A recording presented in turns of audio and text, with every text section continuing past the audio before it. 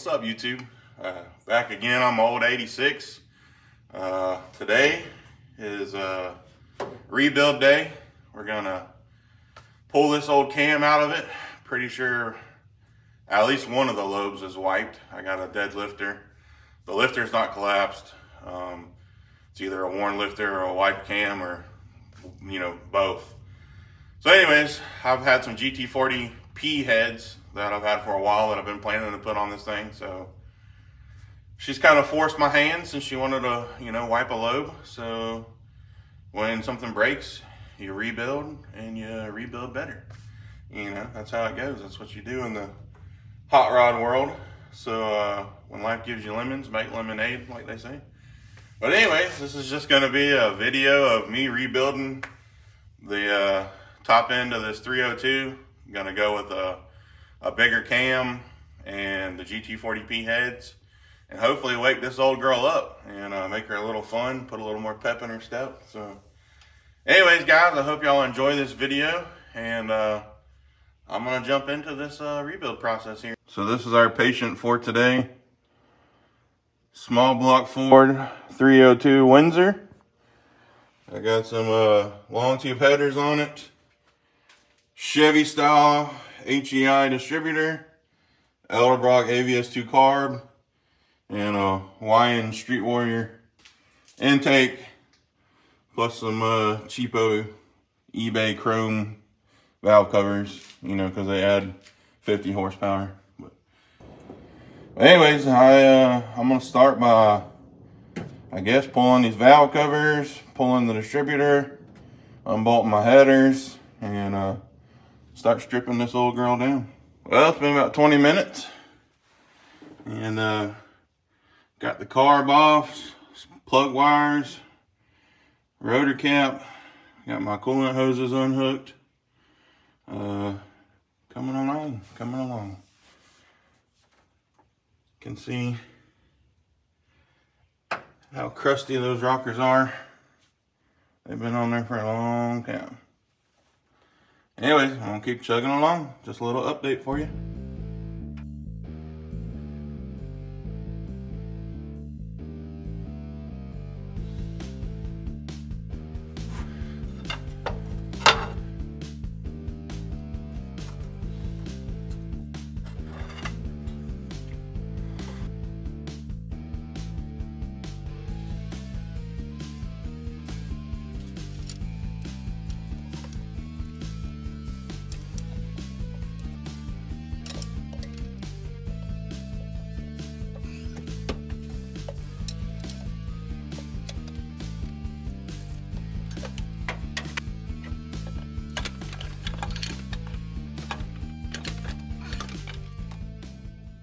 A little more progress on the passenger side of the motor.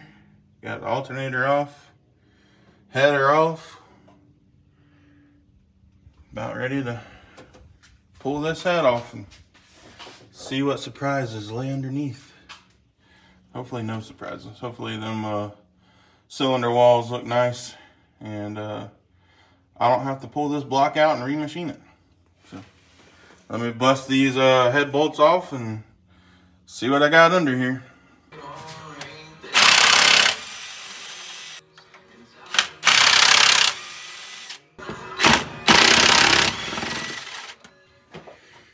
Well, let's see if we can get this thing off here without breaking any fingers.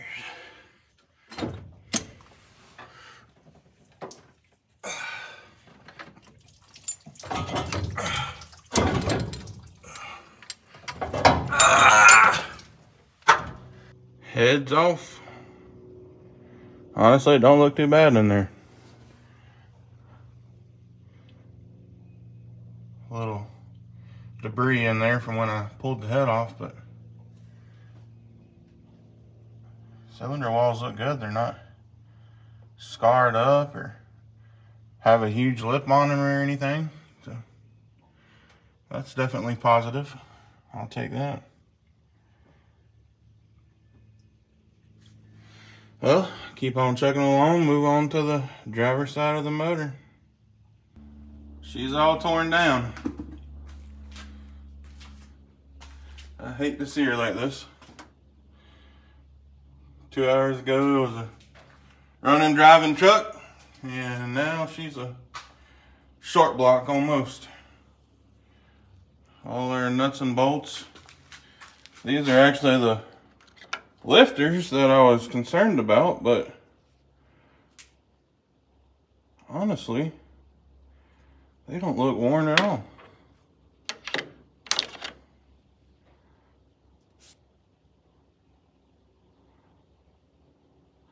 I mean, a tiny bit of wear, but that don't look like no lifter that got eaten. You can see the cam down in there. I can still see lobes, but you can't really tell how worn down they are until you pull the cam. So if I pull that cam and it's in perfect shape and I ain't got no worn lifters, then I might have bigger problems. Might have a worn wrist pin, or even worse, a worn crank bearing. So not what I was hoping to see. I was kind of hoping to see just some wiped out lifters or a wiped out cam lobe, but we won't know for sure so we get that cam out of there. But I'll walk over here and show you the heads.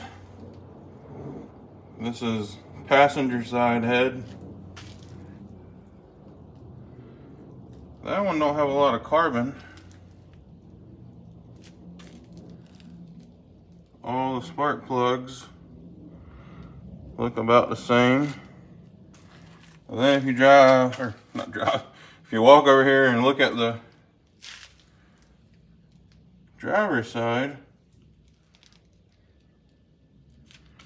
a lot of carbon built up on that plug. Look at the valves, both black. And this one are pretty light. That one's got a little carbon buildup on it, but very odd. And that plug, lighter than that plug, but look how white that plug is. And then you look at this one, almost pitch black. So I'm gonna have to do a little research, or maybe phone a friend and see what their thoughts are on why is there such a difference. If it's alarming, if it's not alarming. But just interesting, something to look at when you tear your motors apart, you know. Look at this stuff and your motor will talk to you and kind of tell you what it's doing in there. Honestly, there's less carbon than I thought there would be, especially on that cylinder. So I don't know if at some point these were pulled off and a little work was done to them, or if this is original. You just never know. But nothing out of the, you know, ordinary, or extremely out of the ordinary.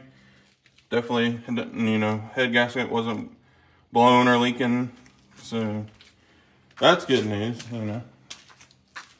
But you can see those pistons.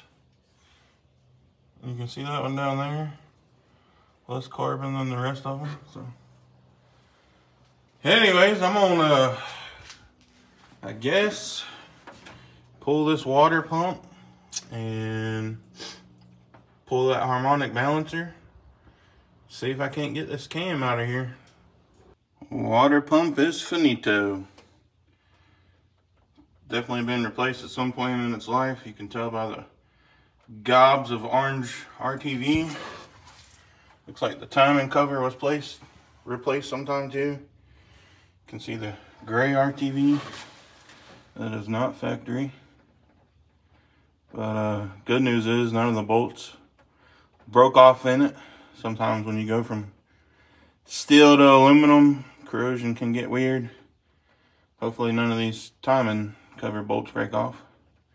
I've already had that crank and crank pulley off and balancer off before, so I know that's going to come off easy. So that's the last step, and then I'm gonna pull this distributor out of there, and we can pull all the lifters out and slide that cam out. Take a look at her. Fingers crossed. Just got the harmonic balancer and crank pulley taken off. And got all the bolts out of this timing cover off, and already broke it loose. It just slides right off like that. And there is the front of your motor. Timing chain and all that good stuff. So you can actually see down in your oil pan. Get a look at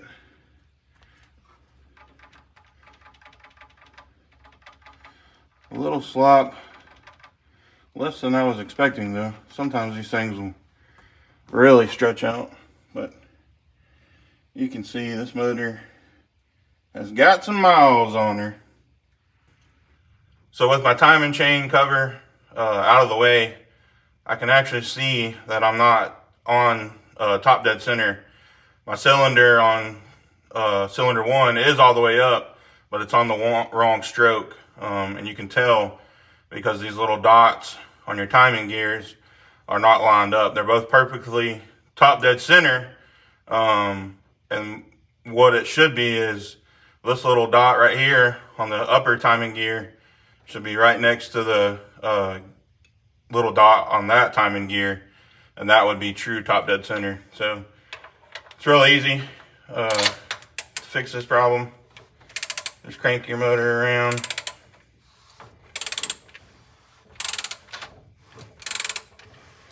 Till that cylinder comes back up.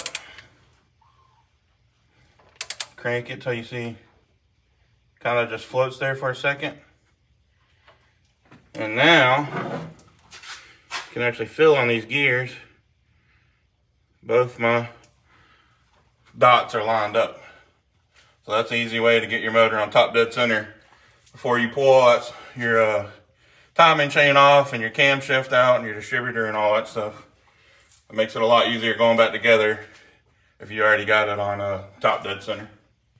So here's your better shot of those two dots on those gears. See how they're perfectly aligned. And cylinder number 1 is all the way at the top. That's going to let you know you're at top dead center. But once you strip these 302s down, really ain't much there. They're pretty small motors. So a lot of guys like them for racing. They're nice and light, but make a lot of power. And I always think this is pretty cool. You can actually see your distributor gear down in there. You can see a little bit of your crankshaft gear. Take a look down at your nasty oil pan. This motor, the reason it's all crusty like this is obviously because it's an older motor, you know, probably original to the truck. And back in the day, all they had was conventional oil. And if you only run conventional oil in your motor for a long time, this is what it's going to look like. It'll get all crusty like that. That's why most vehicle manufacturers have switched to synthetic oil. If you were to run a motor on synthetic oil its whole life and open it up, you know, after 100, 200,000 miles, it'll look totally different than this. You're not going to get all that crusty, caked up, charcoal looking stuff. The motor will be discolored obviously inside just from heat and, you know, the oil changing color as it's used, but you don't get all that crusty stuff. So if you can afford it, run full synthetic. It's a lot better for your motors over their lifetime. But anyways, I guess I'm gonna pull my distributor and pull this timing chain off, pull all the lifters out, and then I should be able to slide this cam out. So let's jump on in. So I'm gonna go back and clean this before I put it back on the truck, and obviously get all my, you know, gasket surfaces nice and clean. But you know, who knows when that's gonna be. Life's always changing, but In a perfect world, you'd clean this right back up and do this all the night and get your motor slapped back together, but obviously that's never how it goes. So something I like to do, just to keep myself out of trouble, is all these bolts are different lengths and stuff.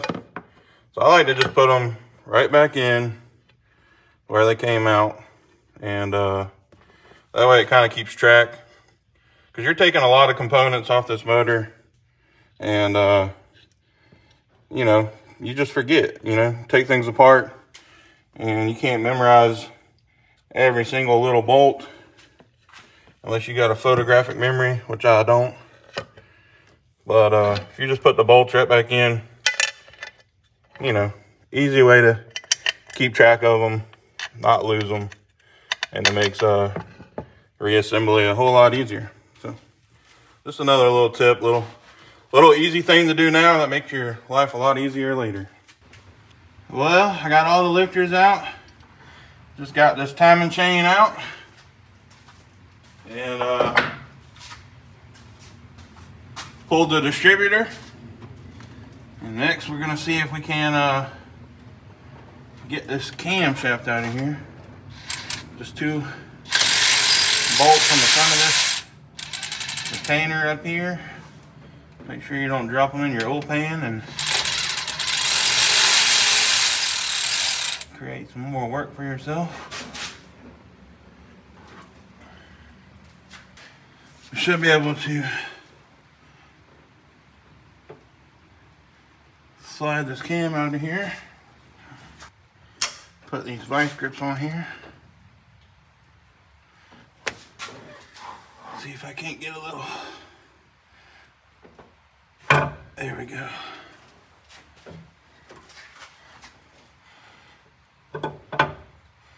Now you're pulling this girl out. Try to be gentle. And don't mess up your cam bearings.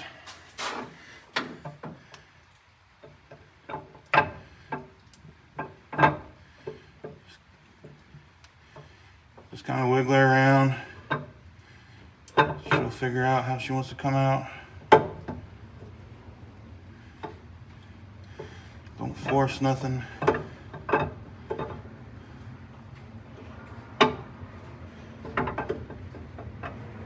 There we go. One small block Ford crankshaft, or camshaft, I mean. Cam don't have any obvious wiped lobes or anything. All the lifters were good, but definitely can tell it's got some miles on it.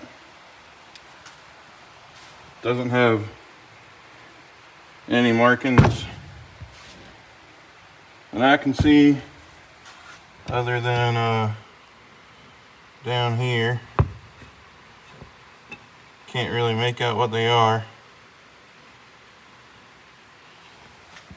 So I'm going to say this is 100% the stock original cam.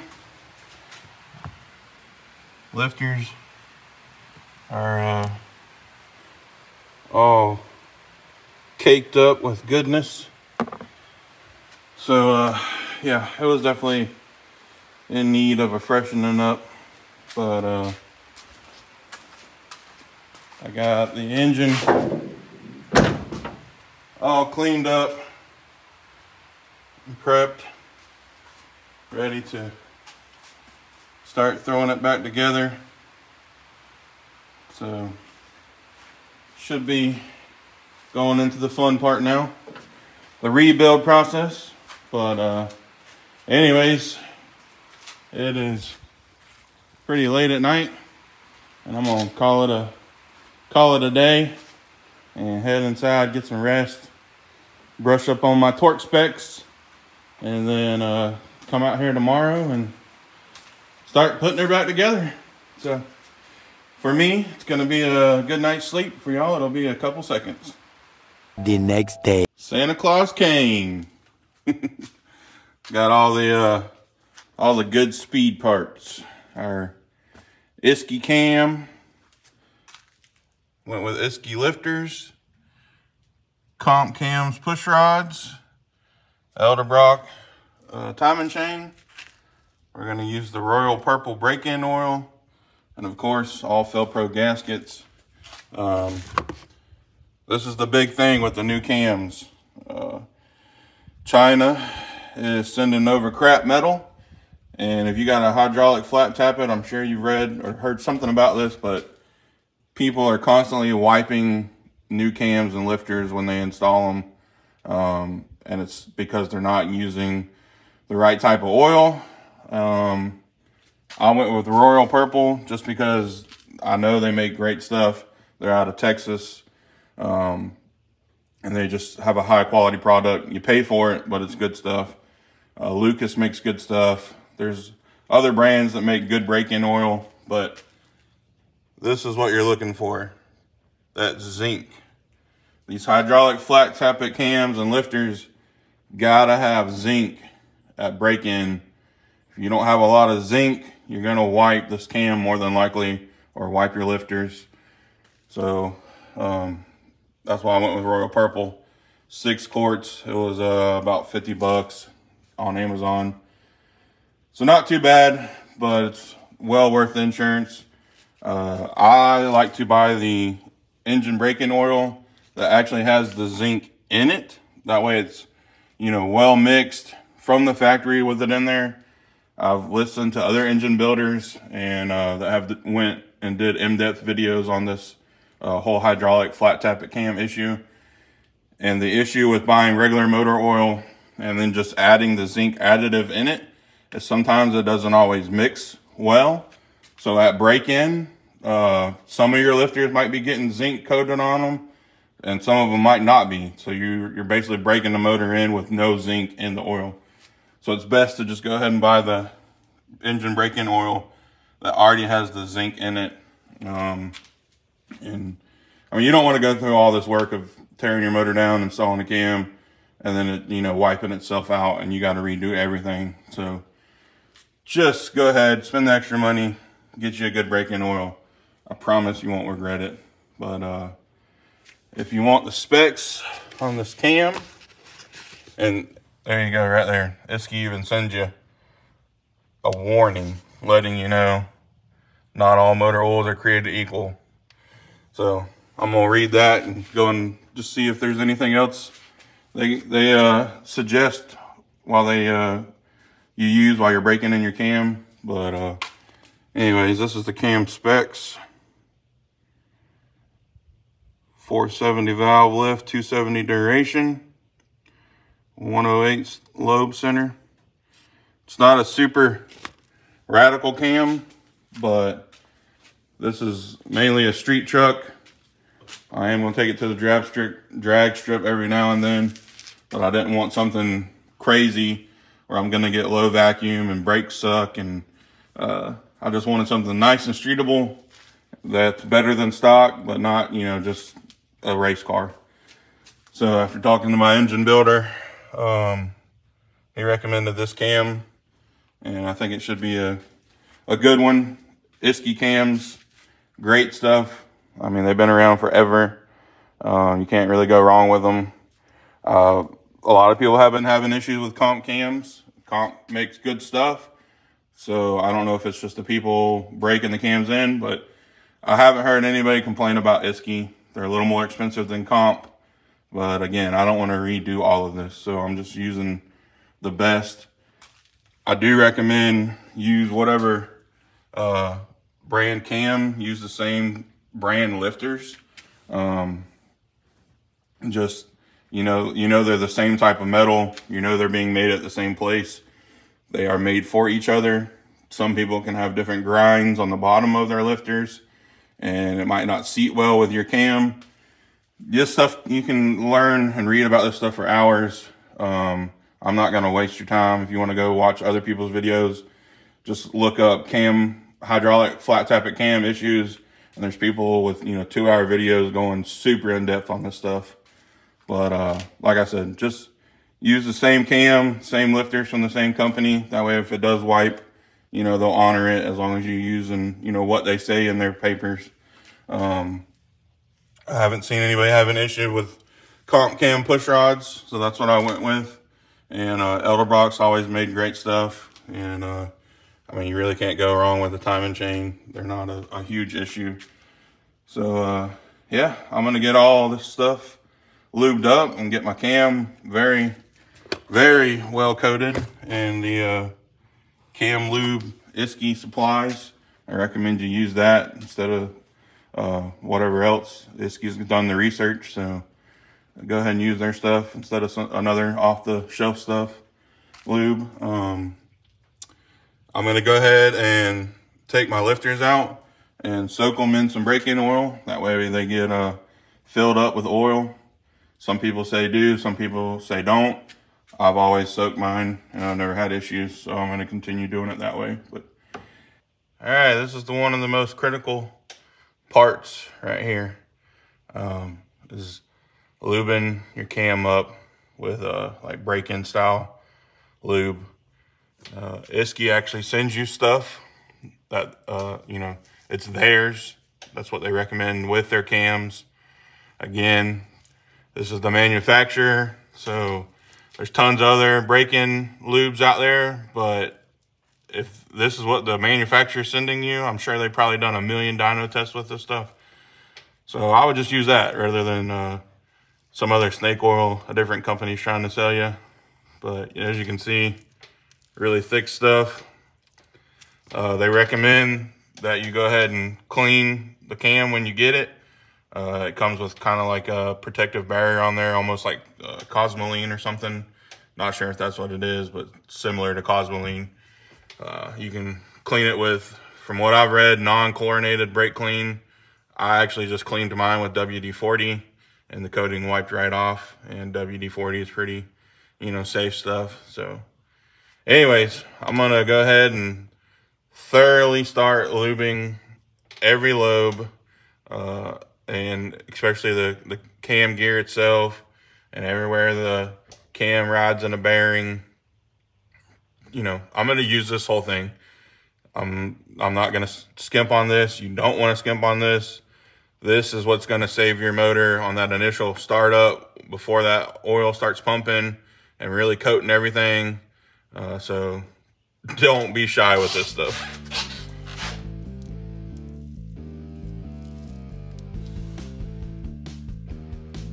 Just going to go through, put a little on each lobe at the top, and come back and spread it. Now you ain't got to worry about in between these lobes.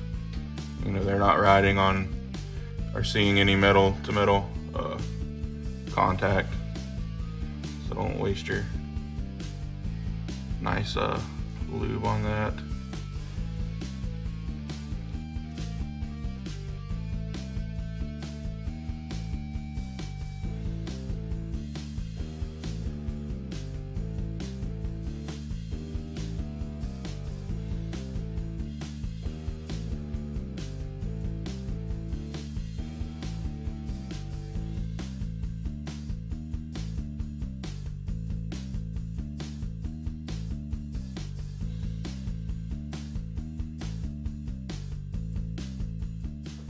All right, here's the fun part.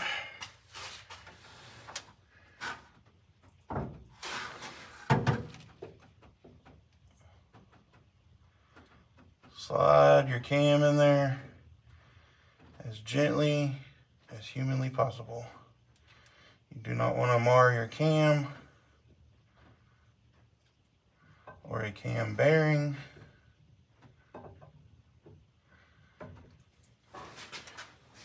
Treat it like it's a newborn baby, and then even a little better.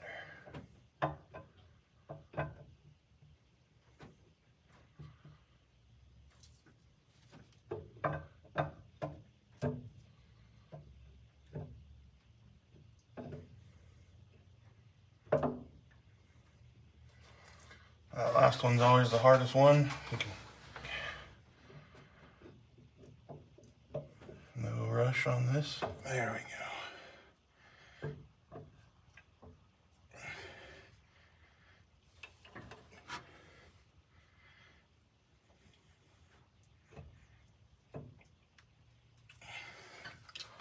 I don't know why, but that part always makes me nervous. It's always that last lobe that's the trickiest, but just don't get angry and force it or anything. Just take your time. All right, I got my bottom timing chain gear installed. Little dot is straight up, keyway straight up, just how I left it at top dead center. This can only go on one of two ways, either the right way or backwards. You can't, you know, install it on there out of alignment because of that keyway. So the right way is that little dot facing out. If you don't see a little dot for your timing mark, you got it on backwards. But this is the camshaft retainer plate right here, and it is pretty self-explanatory. Back, bottom, can only put it on one way really. So we'll get this installed.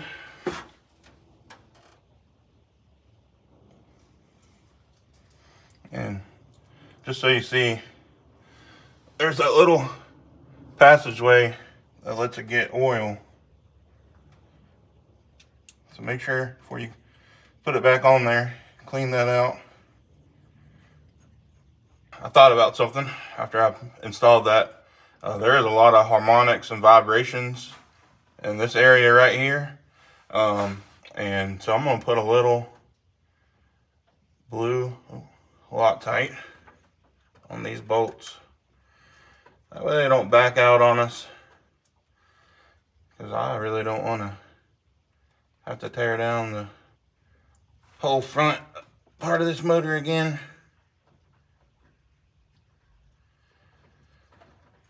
So that should keep those from backing out on us. Just a little added insurance. That's what motor building's all about, adding insurance. That way you ain't got to go back and do it all over again. I got my handy dandy DeWalt torque wrench right here.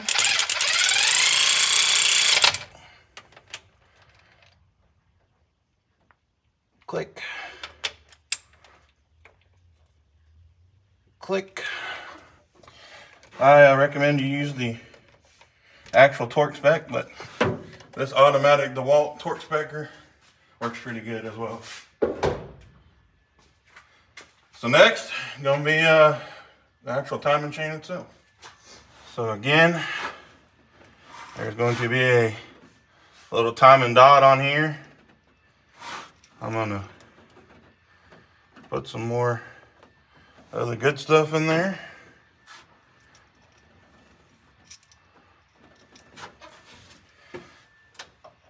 Sometimes this can be a little dance. Sometimes it can go, oh, decided to go pretty easy today. I'll take it.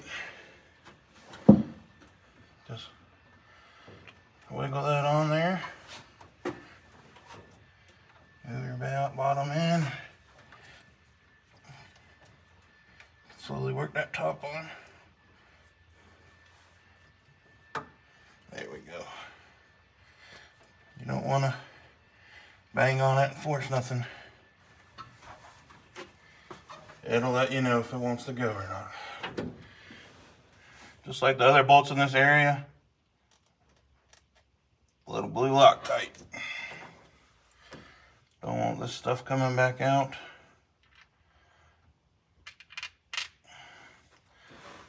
That little prong right there is gonna go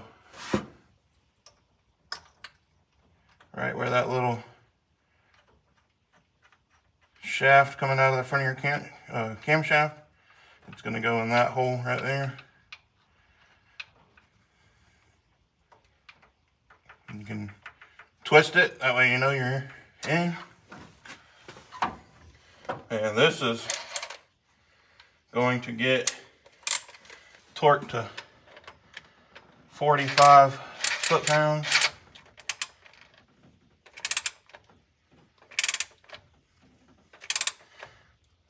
gentle with this bolt. You don't want to break it off in your new camshaft.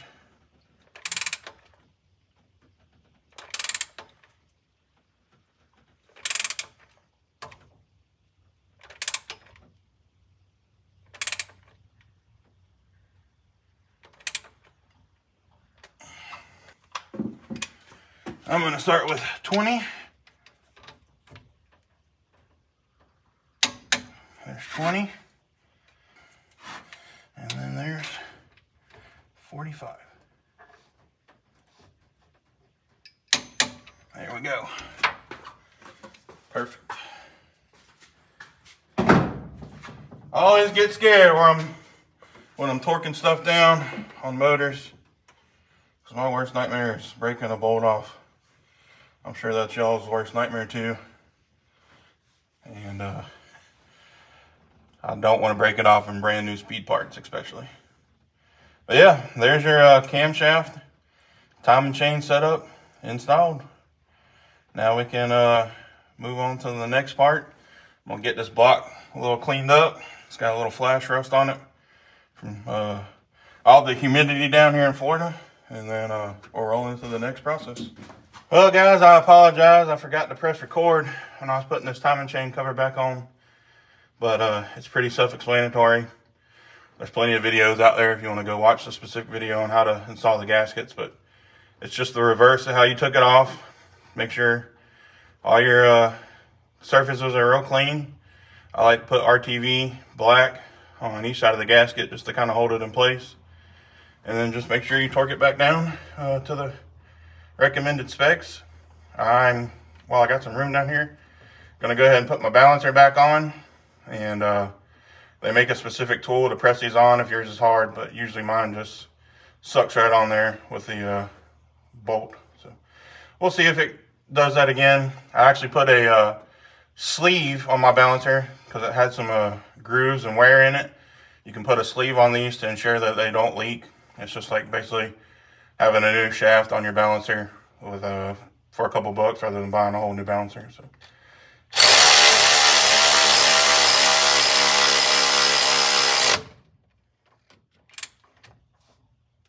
There we go.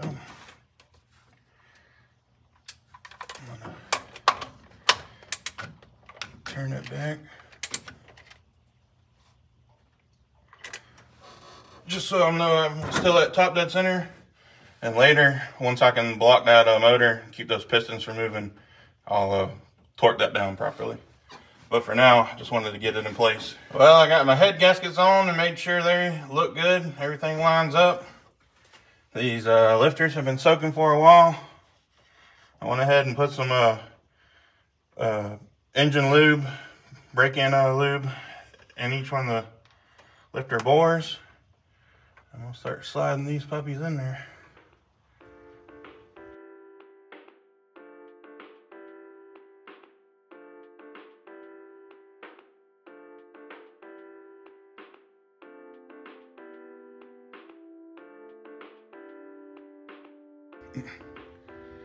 Getting these heads on can be quite a bear because they weigh probably 80 pounds each, I'm guessing. Somewhere in the ballpark. All I know is they're heavy. And I was going to try to just throw them back on there, but it was just too much to handle while trying to make sure I didn't screw up my gasket. So, went and got my grandfather's engine hoist. And just bolted them to the hoist using some chain and dropped them right on there. Made it a heck of a lot easier. Still a little bit of a dance, lowering it and, you know, making sure your heads are getting lined up on them dowels. But the GT40P heads are on there. Just got to put all the bolts in them and torque them down to spec. But yeah, that's the big hurdle out of the way, getting these heads back on. Wish I had aluminum heads that weighed 30 pounds, but that ain't in the low buck budget. So these GT40Ps were the answer. They should flow about 30 more horsepower. 20 to 30 is what most dyno guys have said over the years. And with the new cam, hoping we'll at least, you know, be up near that extra 100 horsepower mark. 75, 100, that'd be awesome. But anyways guys, yeah, save your back and let this engine hoist do all the work for you. But I'm gonna get all this unhooked, and the day has flown by, so I'm gonna call it an evening and go get some dinner and plan out what I'm gonna do tomorrow. And anyways, I'll see you guys in a few seconds. The next day. Well, it's a new day, guys. I already got my heads torqued down, each bolt to 70 foot-pounds. I'll put the torque sequence on the screen here for you. But next, we're gonna put this intake back on here.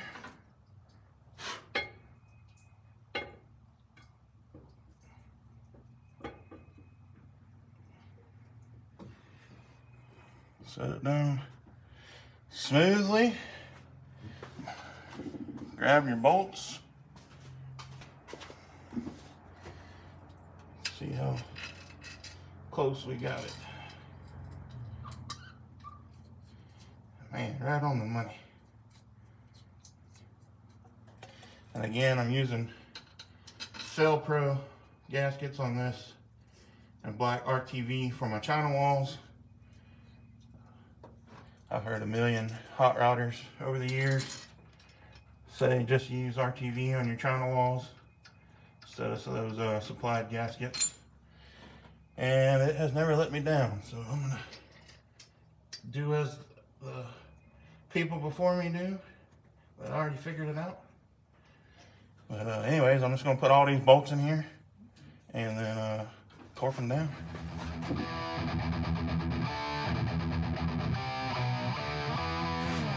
Well, I got my water pump put back on. I'm gonna try to stab this distributor right back in the way it came out, pointing at #1 cylinder, and this little vacuum right here was pointed at 6 o'clock. Make sure you put some lube on it so it's nice and lubed up at startup.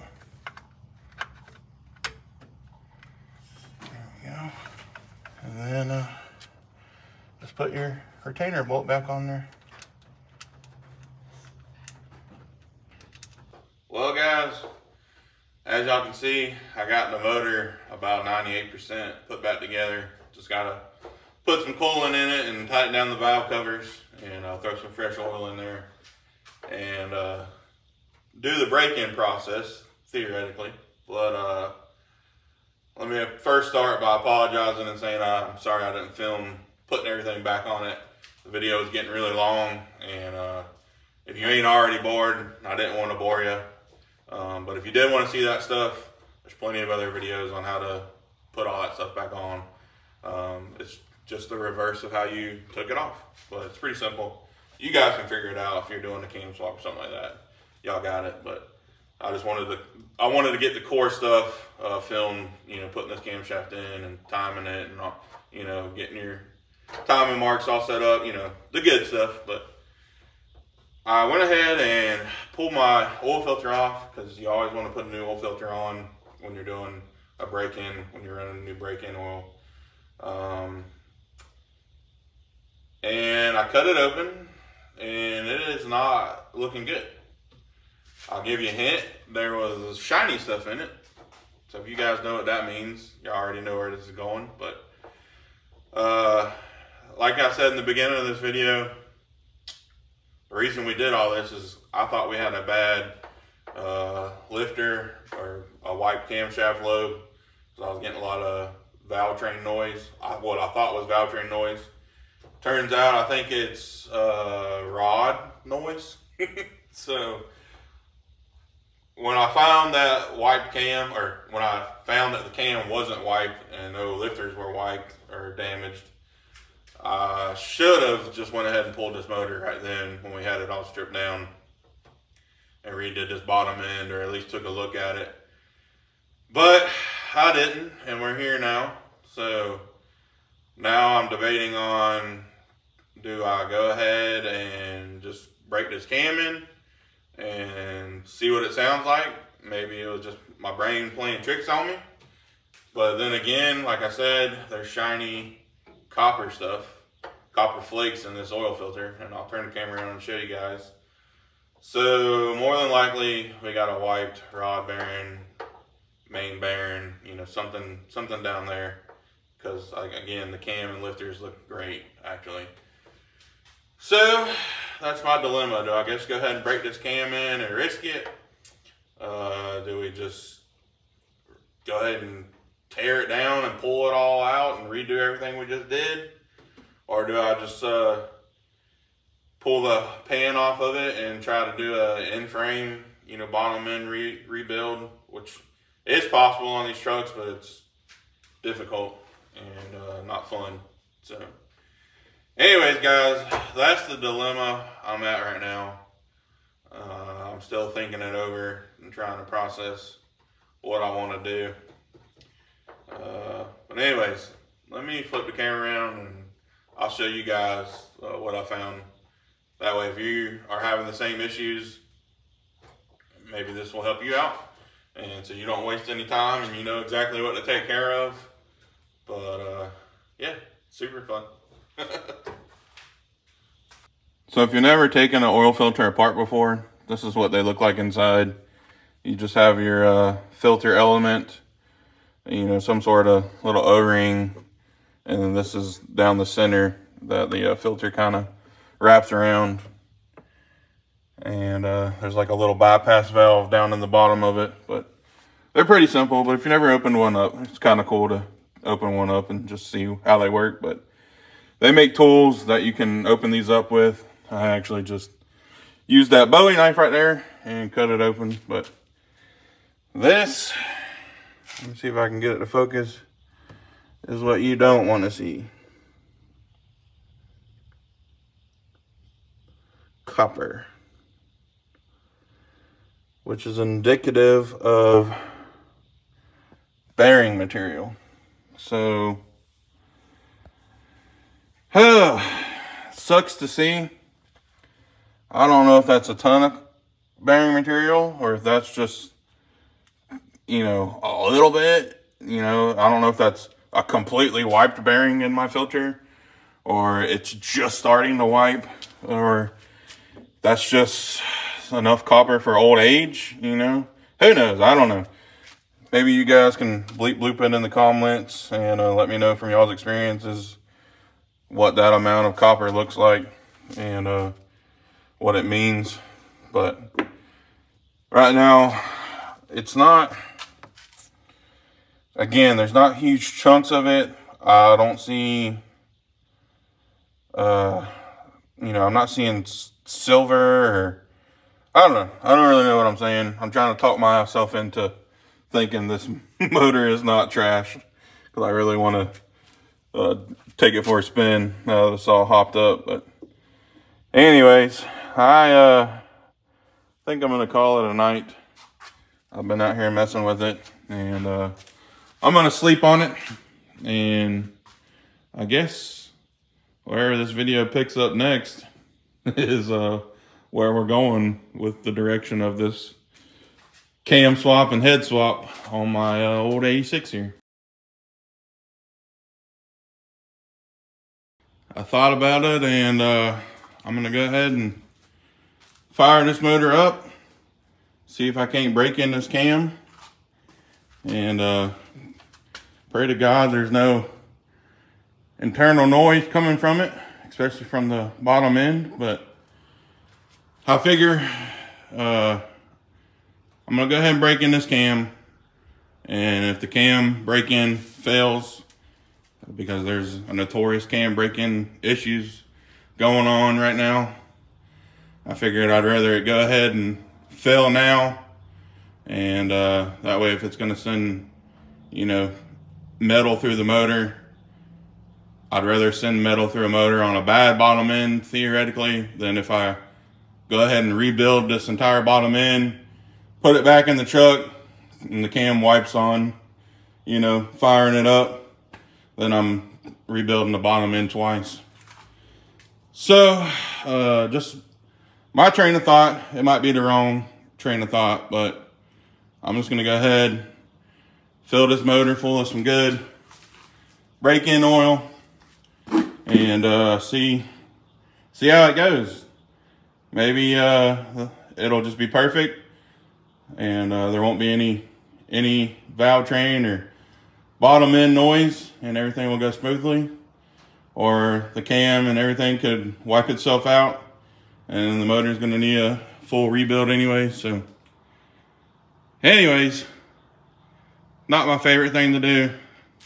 I don't feel super good about it, but it is what it is. I'm gonna see what this old girl will do, and if everything goes haywire, we'll put that old GT40 motor in here. But anyways, I'm gonna get it filled up with the good stuff, and we'll see how it goes.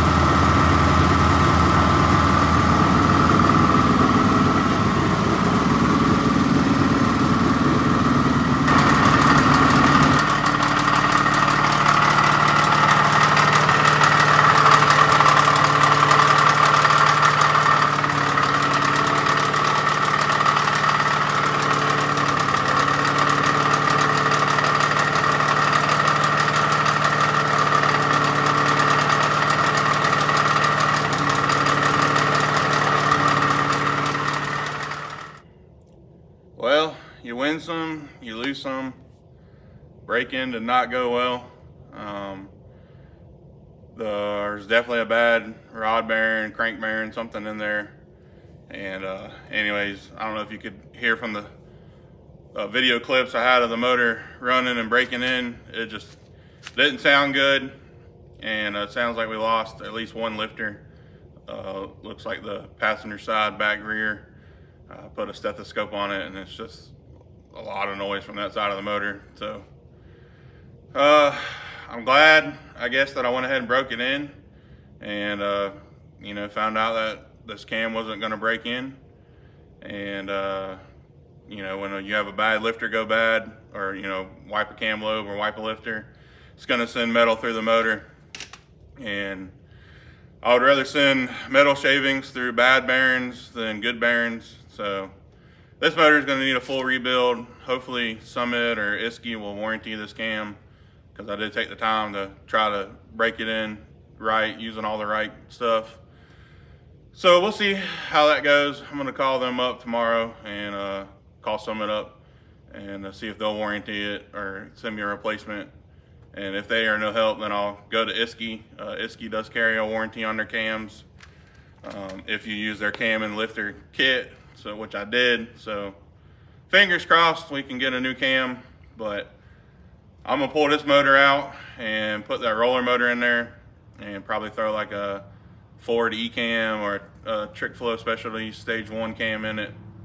And that's a better motor anyways. I mean, roller motor is always better than hydraulic flat tappet. Can turn more RPM. But anyways, I'm a little disappointed. You know, after you do that much work, you hate to see something not go as planned and tear itself up. But hey, that's hot rods for you. That's how it goes sometimes. There's a plethora of people on the internet that are having cam issues, breaking them in. So I'm one of the newest statistics to add to that list. So, but you know, build back better. That's how I'm looking at it. We're gonna build back better with that 302 roller, and that motor will be more fun and last a lot longer. I opened it up and it looks brand new inside. It's a very low mileage motor. So all in all, I'm not gonna let it get me down, but it is what it is. But anyways, guys, I hope this video helped y'all out. This is not how I wanted the video to end, but this is how it goes, and I want this video to be real, and in real life, not everything goes the way you want it to go. So, you know, y'all seen the process, y'all seen the basics, so hopefully this video helped y'all out, and y'all get something from it, or learn something, or, you know, it was just entertaining. But anyways, guys, thank y'all for watching, and if you don't mind, to help me out, hit that subscribe button, and like this video. That way I can get a little bit of YouTube revenue, hopefully, to help fund this hot rod addiction. But anyways, guys, thanks so much for watching. And y'all go check out the channel. Check out all my other videos. I got tons more. And I'll see y'all in the next video. Peace.